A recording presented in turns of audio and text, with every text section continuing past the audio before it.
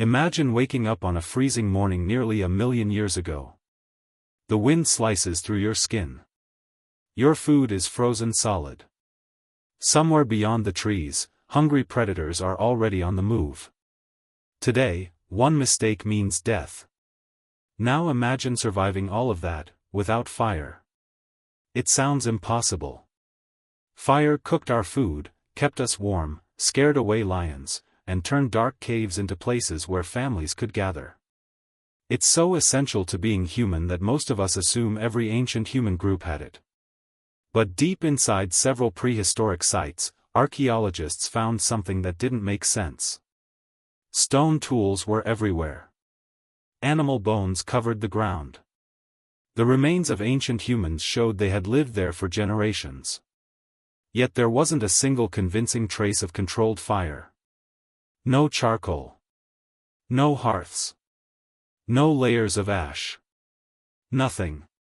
For years, scientists argued that the evidence had simply disappeared over time.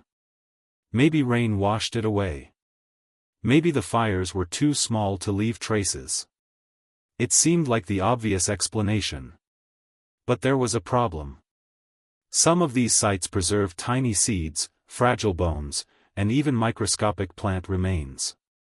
If those delicate materials survived for hundreds of thousands of years, why had every trace of fire vanished? The evidence didn't fit. And that raises a chilling possibility. What if some ancient humans never truly mastered fire at all? If that's true, then they faced a world almost impossible for us to imagine. Every sunset brought darkness that no torch could break. Every winter became a battle against freezing temperatures. Every meal was eaten raw. Every predator saw them long before they could see it. The question isn't just how they lived. It's why they survived at all. To understand that mystery, we have to travel back to a time when humanity wasn't alone. Hundreds of thousands of years ago, the Earth was home to several kinds of humans. Some looked surprisingly familiar. Others had heavier brows, stronger jaws, or shorter bodies adapted for harsh climates. They weren't monkeys. They weren't modern people. They were our distant relatives, each trying to solve the same brutal problem: stay alive.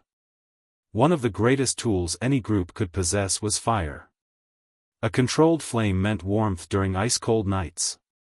It meant cooked meat that was easier to digest. It meant protection from many predators that feared flames. It even extended the day, allowing people to work, make tools, and socialize long after sunset. Owning fire wasn't just convenient. It changed the rules of survival. So when archaeologists discovered human camps that appeared to lack any reliable evidence of fire, it challenged one of the biggest assumptions about our ancestors. The answer seemed obvious. Maybe these groups simply hadn't learned the skill yet. But that created an even bigger mystery. Fire exists naturally. Lightning starts wildfires. Volcanoes ignite forests. Ancient humans would have seen flames countless times. Even if they couldn't create fire themselves, why wouldn't they carry it with them after a wildfire? Why wouldn't every human group protect that priceless resource? And that's where things get strange. The more researchers studied early human sites across Africa, Europe, and Asia, the more uneven the pattern became. Some communities appeared to use fire regularly. Others seemed to live for astonishingly long periods without any clear signs of it. How could members of the same human family evolve so differently? The answer may have had less to do with intelligence, and far more to do with survival.